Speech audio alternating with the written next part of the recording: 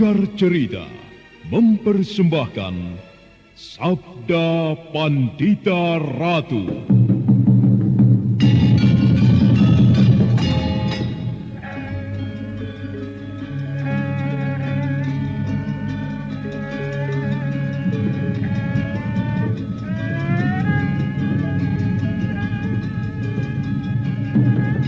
Kureguk anggur Mahadewa, kucicipi madu sabdanya.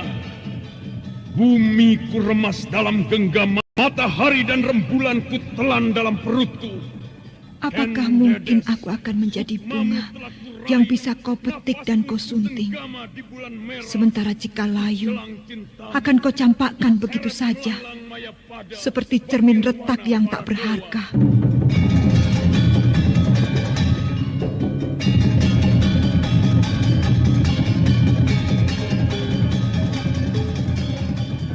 Sabda Pandita Ratu, sebuah kisah penuh dilema, tragedi cinta anak manusia, perebutan tahta, mabuk harta dan duniawi, serta silaunya kehormatan, di mana keangkara murkaan merajalela karena dendam yang membara. Kisah ini berlatar belakang berdirinya Singasari.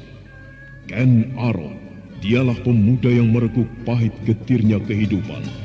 Namun sebenarnya, dialah yang harus melaksanakan sabda-sabdanya. Perjalanan sengsaranya adalah awal untuk meraih keberhasilan, untuk menuju kejayaannya di saat Singasari berdiri.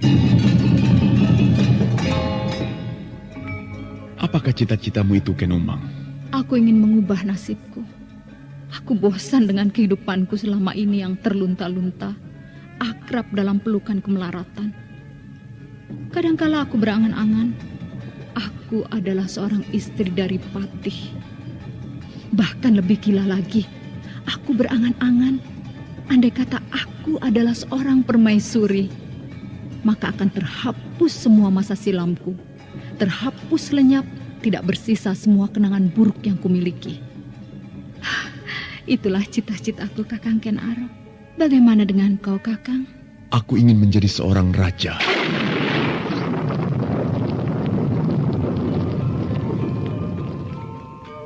Sabda Pandita Ratu. Naskah ditulis oleh Pondra Swasti Langit, diolah oleh Agung Bahrodi, didukung oleh artis-artis terkemuka Ferry Fadli, Eli Ermawati, M. Abud, Ivone Rose, dan lain-lain. Teknik dan montase Ibing Arifin, dengan sutradara Dian Pertiwi. Sabda Pandita Ratu.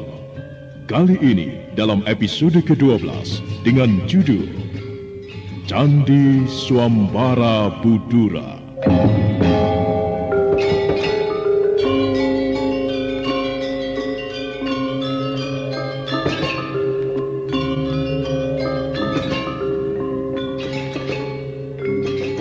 Dalam seri ke-359 ini, dengan para pemain, Anis Yuliatri sebagai Endang Rudati, Jumalis sebagai Poncawati, Rio Sempana sebagai Ken Arok Remaja, Haryoko sebagai Joko Prahoro, Susi sebagai Endang Wardatin, Ferry Fadli sebagai Kameswara, dan Asdi Suhastra, pengantar cerita.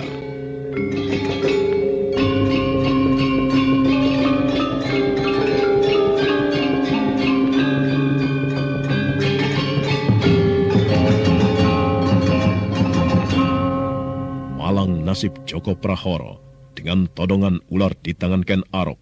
Joko Prahoro harus memasuki bilik di mana Endang Rudati yang menjadi gila akibat perbuatannya dipasung. Ken Arok meminta agar Endang Rudati dibebaskan dari pasungan. Dengan senang hati, Poncawati melaksanakan perintah itu. Kakang Joko Prahoro. Pegangi adikmu dulu, Paman Poncawati. Lepaskan aku. Diamlah, Endang Rudati. Lepaskan tanganku. Diam. Lepaskan aku. Lepaskan aku. Tenanglah. Nanti aku lepaskan Rudati. Sekarang diamlah. Tenang.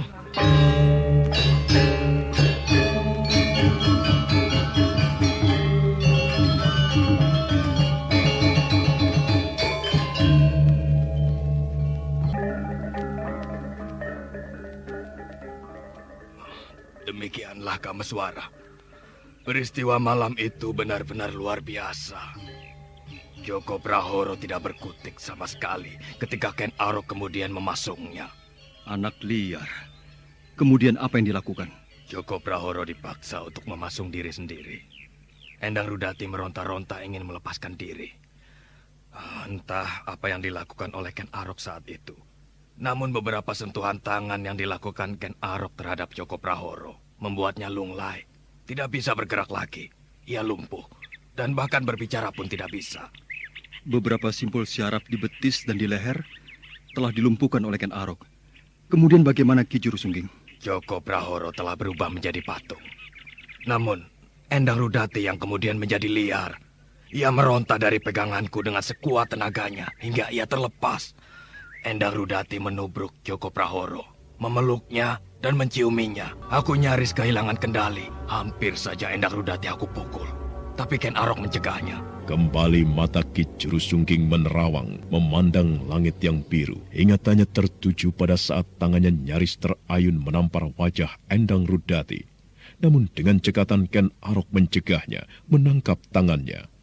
Ken Arok bahkan tersenyum melihat Endang Rudati memeluk, membusai pipi Joko Prahoro. Adikku! Oh, ia tidak boleh dibiarkan berbuat itu. Pikirannya terganggu, Paman. Kekuatan hitam telah menyelinap di otaknya. Kekuatan hitam itu harus dibersihkan lebih dulu. Oh, jadi...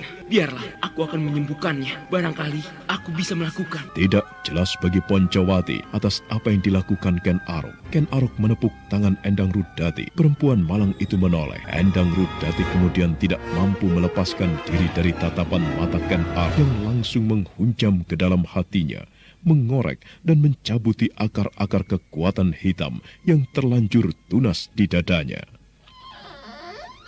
Kang Bo Endang Rudati. Werdatin, mengapa dengan diriku ini? Mengapa pakaianku seperti ini? Apa yang telah terjadi padaku? Kau telah sadar, Endang Rudati. Kenapa denganku? Kakang Poncowati. Ingatlah apa yang telah terjadi. Apa yang telah aku alami? Suara seruling itu, lalu Joko Prahoro. Benarkah semua itu? Kang Bo, akhirnya kau sembuh. Akan tetapi, apa yang telah terjadi padaku? Apa Joko Prahoro menudaiku? Ibu! Ibu! Ibu! Pintu itu telah terbuka. Endang Rudati menemukan jati dirinya kembali.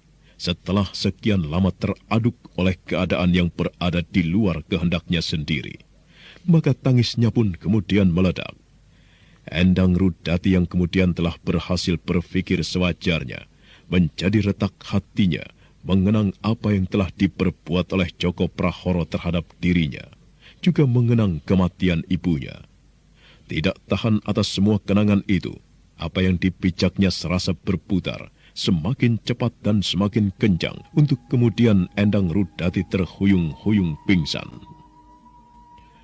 Poncowati dan Endang Werdatin terpaksa menggotongnya membawa ke bilik pribadi Endang Werdatin.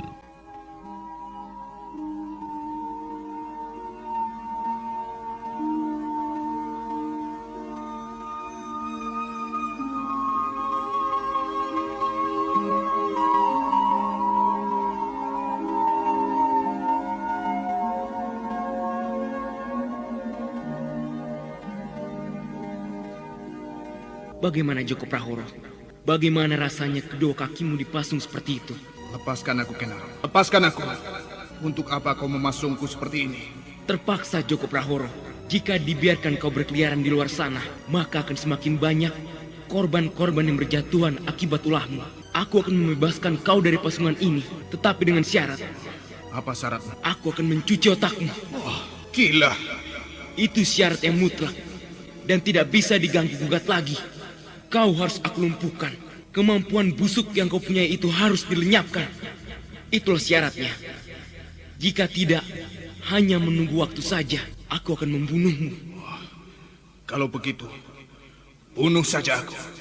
Ayo. Oh iya, kau ingin mati? Kau ingin merasakan ini? Kau boleh mencobanya. Bagaimana rasanya jika aku tekan seperti ini? Lepaskan aku, aduh. Lepaskan kepala. Bagaimana? Tidak sakit? Parah kau, Kanarok. Berdebah kau. Aku bisa membuatmu kesakitan. Kesakitan yang luar biasa. Akan tetapi tidak menyebabkan kau mati. Nah, bagaimana? Ingin? Terkutuk kau, Kanarok. Terkutuk kau. Kaulah yang sebenarnya terkutuk. Perbuatanmu benar-benar tidak bisa diampuni. Kaulah yang sebenarnya harus menempati dasar neraka dan menjadi kerak intip di sana. Rasakan ini. Renungkanlah rasa sakit itu, Joko Prahoro. Renungkan pula rasa sakit orang lain yang menjadi akibat dari perbuatanmu. Kau akan merasakan rasa sakit ini sampai kau dengan sukarela melepaskan ilmu setan yang mengeram di dalam tubuhmu itu. Bagaimana? Setan kau, Kenarok.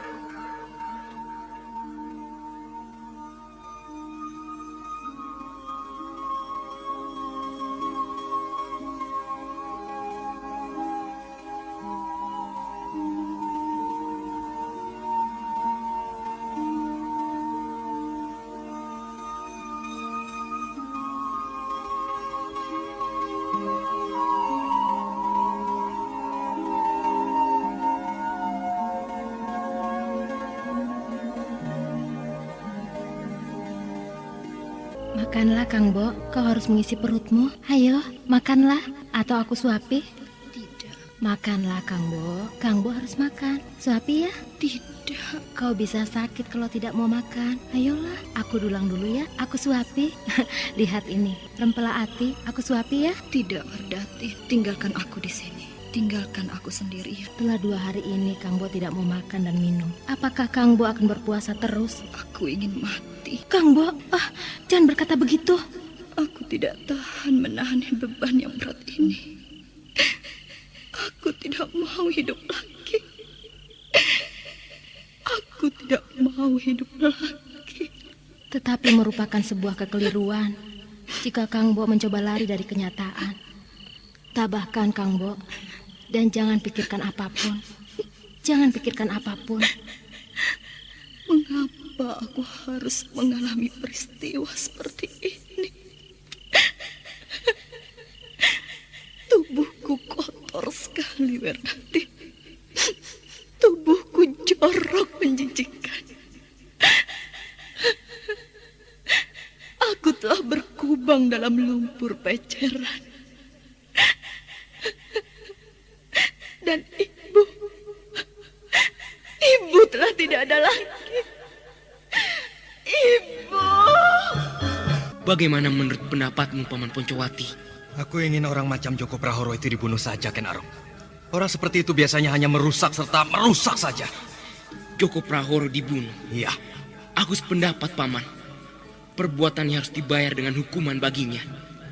Hukuman itu adalah dibunuh. Aku kira seimbang. Akan tetapi... Bagaimana, Ken Arok? Siapakah kita ini? Siapakah aku? Dan siapakah Paman Poncowati? Apa maksudmu? Maksudku, siapakah kita? Dan berhakkah kita menjatuhkan hukuman pada Joko Prahoro? Kita tidak berwenang. Yang berwenang menjatuhkan hukuman adalah pemerintah Kediri. Aku justru membayangkan Paman Poncowati akan menyesal jika Joko Prahoro dibunuh. Mengapa? Bagaimana kalau adikmu itu hamil? Matahari merayap sedikit lebih tinggi. Di timur langit cerah oleh matahari yang terang benderang. Namun di belahan barat, mendung tebal menyelimuti Gunung Merbabu dan Gunung Merapi. Namun perhatian Kameswara dan Ki Juru Sungging tidaklah tertuju ke arah sana. Mereka justru seperti menembus ke masa silam. Suatu masa yang pernah dijalani Ki Juru Sungging ketika prahara melanda rumahnya. Dan apa yang dilakukan oleh Ken Arok sulit dihapus dari kenangan Ki Juru Sungging.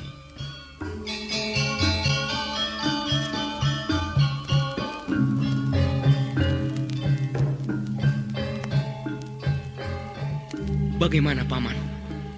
Apakah Paman Poncowati mempunyai pendapat yang lain? Aku tidak senang mempunyai adik ipar seorang bajingan seperti dia. Kalau ternyata Bibi Rudati hamil, bagaimana? Biarlah ia hamil. Apa yang terjadi itu sebuah malapetaka baginya. Akan tetapi, kehamilannya itu tidak berarti aku sudi menerima Joko Prahoro menjadi suami adikku.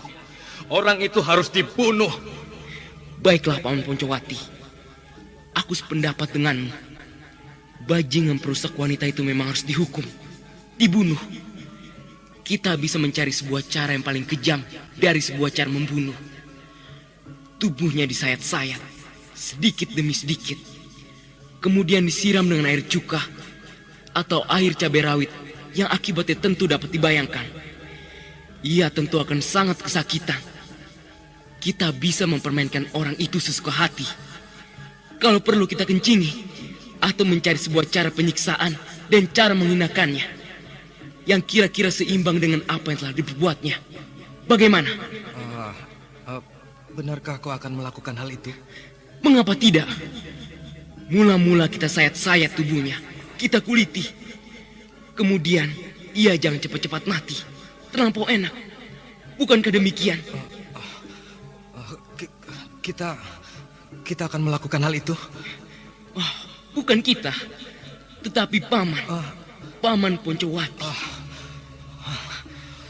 Mengapa, Paman? Tidak. Aku tidak akan membalas kematian atau apapun dengan cara seperti itu. Mengapa? Cara itu terlampau kejam. Baiklah, Paman. Silakan Paman renungkan lebih dulu. Ada baiknya Paman harus mendapatkan kepastian bagaimana keadaan Bibi Endang Rudati. Ken Arok yang masih muda belia itu melangkah meninggalkan Poncowati sendirian di sebuah dingklik bambu yang diletakkan di bawah pohon kenitu. Ken Arok terus berjalan hingga sampai pada pohon kenitu yang lain. Dia meloncat naik. Di pohon itulah Ken Arok menghabiskan malam, tidur bersandar pada dahan-dahan pohon. Namun sementara itu Poncowati masih termangu di tempatnya berdiri. Dendam dibayar dengan dendam. Perbuatan Joko Prahoro menodai adikku harus dibayar dengan kematiannya. Tetapi apakah harus dengan cara seperti yang dikatakan Ken Arok itu? Kakang. Ada apa, Werdatin? Mana anak itu? Ia tidak ingin diganggu, Werdatin. Mungkin sedang tidur. Tidur di mana, Kakang? Bagi Ken Arok, rumahnya adalah bumi ini. Ia tidur beralaskan tanah, beratapkan langit. Kenapa? Tidak apa-apa. Aku hanya bertanya. Bagaimana dengan Rudati? Dia masih saja tetap pada pendiriannya, Kakang. Ia tidak mau makan, tidak mau mengisi perutnya. Aku sudah berusaha memaksanya, merayunya untuk makan. Tetapi ia tidak mau. Bisa mati dia nanti, Kakang. Temani aku akan bicara dengannya. Baik, Kakang.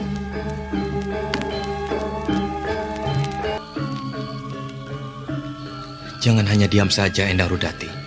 Ayolah bicara. Bicaralah. Permasalahanmu harus dibicarakan. Berkatalah, Endang Rudati. Katakan apapun yang ingin kau katakan. Ibu. Ibu sudah tidak ada. Ibu sudah pergi mendahului kita. Ibu tentu merasa kesepian. Apa maksudmu? Ibu tentu merasa sangat kesepian. Buang angan-anganmu ingin mati itu, Endang Rudati. Buang jauh-jauh. Ibu akan menjadi sedih jika kau memaksa diri menyusulnya. Yang sekarang ada di hadapanmu, itulah yang harus kau hadapi. Bukan melarikan diri, tetapi menghadapinya dengan tegar. Apapun yang kau hadapi. Mengerti? Lihatlah, siapakah aku sekarang, Kakang? Lihatlah siapa Rudati. Bagaimana keadaannya sekarang? Rudati, jangan kau menganggap dirimu telah berubah. Apa yang kau alami itu bukan kehendakmu, bukan keinginanmu, tapi musibah. Mengerti? Dengar, Rudati, jangan menyusahkan yang lain. Kami semua sudah susah melihat apa yang kau alami. Kami semua sudah sedih tidak terhingga menyaksikan apa yang terjadi di rumah ini. Keadaanmu, keadaan Ponco Taksoko, kepergian ibu. Kita semuanya sudah hancur-hancuran dalam merasakan kepahitan. Jangan kau tambah lagi dengan putus asamu yang tidak mempunyai gairah untuk hidup lagi itu. Ayo Rudati, makanlah. Biarlah Endang Werdatin yang akan menyuapimu. Apa aku yang harus menyuapimu? Tidak.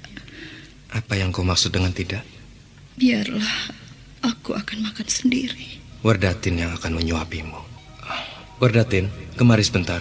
Ada apa, Kakang? Usahakan untuk mengetahui apakah perbuatan Joko Prahoro itu menyebabkan dia hamil atau tidak. Mengerti yang aku maksud? Mengerti, Kakang.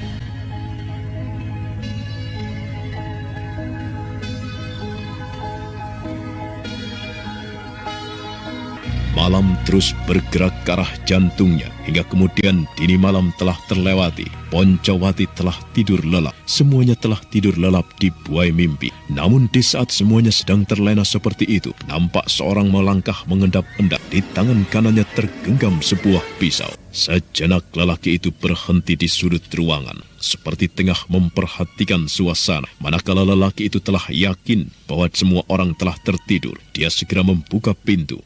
Di ruang mana Joko Prahoro dipasung. Siapa itu? Aku. Kau? Ya, aku akan membebaskanmu. Baik, cepat. Aku akan memutuskan tali temalimu lebih dulu. Kerjakan, jangan hanya bicara saja. Ayo.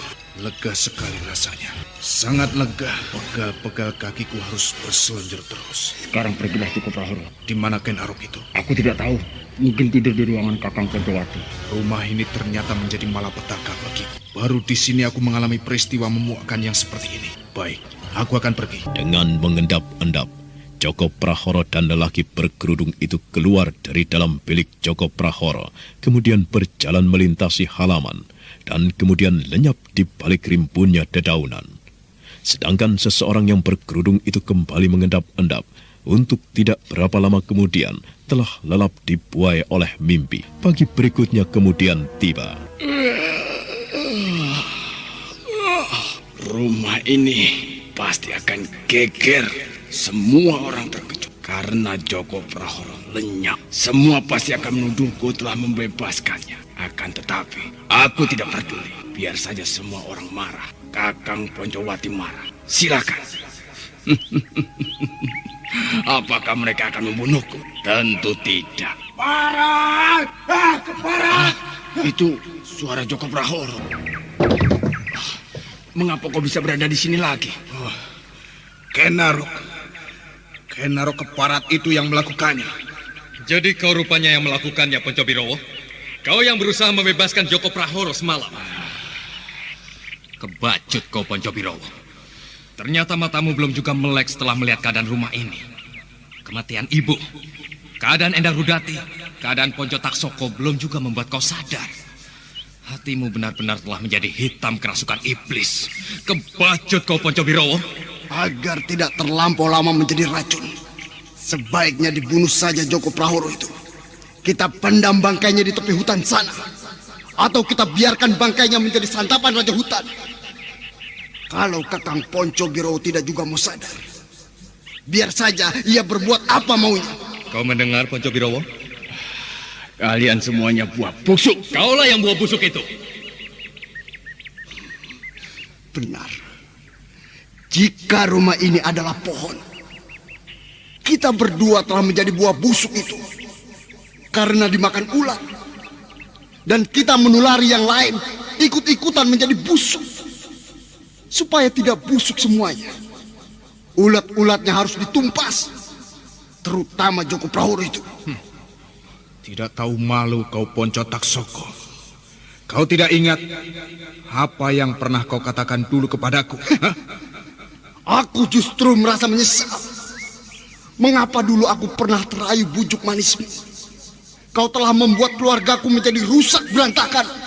Kau pula yang menjadi ujung sebab terpotongnya lenganku ini. Omongan apa itu? Kau katakan aku menjadi ujung sebab terpotongnya lenganmu? Hei, kau lupa bahwa apa yang akan terjadi adalah menjadi tanggung jawabmu sendiri. Kau lupa akan hal itu. Aku robek mulutmu Joko Prahoro. Terjadi pertengkaran. Sayang sekali aku tidak melihat dari awal. tentu pertengkaran yang sangat seru. Saling melotot, saling menghamburkan umpatan yang dimiliki dari kata-kata yang paling kotor, yang melebihi kotornya air comberan. Sayang aku sedang berada di sungai untuk membersihkan diri dengan airnya yang segar. Aku tidak tahu bahwa di saat sepagi ini telah terjadi sebuah tontonan yang seru. Mengapa justru jadi diam? Tidak ada yang berbicara. Ayo, lanjutkan, ayo. Sayang, ternyata kalian tidak mau melanjutkan. Akibatnya aku kehilangan kesempatan untuk menyaksikan tontonan yang menarik. Jika demikian, apakah aku yang harus berbicara? Baik. Aku akan berbicara. Dan kau, Joko Prahoro, suka atau tidak suka, kau harus mendengarkan. Termasuk kau pula, Paman Poncobirowo. Paman semalam mencoba melepaskan orang ini. Paman harus bertanggung jawab atas perbuatan yang telah Paman lakukan. Paman Poncowati. Iya, bagaimana Ken Arok? Aku tidak bisa terlampau lama berada di sini. Aku tidak betah menetap di satu tempat. Aku terhambat di sini telah hampir 2 bulan lamanya. Mulai dari saat aku pertama mencium perbuatan Joko Prahoro yang menjijikan itu, aku akan pergi. Lalu? Namun, sebelum aku pergi, aku ingin menyelesaikan persoalan yang terjadi di sini sampai tuntas terlebih dulu. Bagaimana, Paman? Paman tentu sependapat denganku, bukan? Dan kau, Joko Prahoro, kau sependapat dengan kata-kataku. Persoalan ini harus diselesaikan sebelum aku pergi dari tempat ini. Terkutuk kau, Ken Arok. Iya, tentu. Di matamu aku memang terkutuk karena aku telah habis-habisan dalam mengganggumu. Habis-habisan mengacau apa yang kau perbuat. Tetapi di mataku, di mata Paman Poncowati, di mata Paman Taksoko, Kiai Rangganis dan kedua anak perempuannya, kaulah yang terkutuk. Di hadapanku, kau tidak berharga sama sekali. Kau telah tua. Seharusnya aku menghormatimu dengan memanggilmu Paman atau Mbah. Tetapi karena perbuatanmu yang rendah seperti binatang itu, membuatku tidak berminat memanggilmu Paman. Joko Prahoro, suka atau tidak suka, aku terpaksa melumpuhkanmu, menghapuskan semua ingatanmu atas ilmu hitam yang kau miliki itu. Gila, jangan. Tidak ada pilihan lain. Aku akan melakukannya. Jangan. Joko Prahoro meronta-ronta, tetapi Ken Arok tidak peduli. Sesaat Ken Arok memejamkan mata, kedua telapak tangannya digosok-gosokkan. Joko Prahoro terbelalak ketika dari sela-sela jemari tangan Ken Arok mengepul asap keputih-putihan. Meski tipis, namun terlihat dengan jelas sekali. Yang lain yang hadir di ruangan itu memperhatikan apa yang diperbuat Ken Arok dengan jantung berdegup kencang.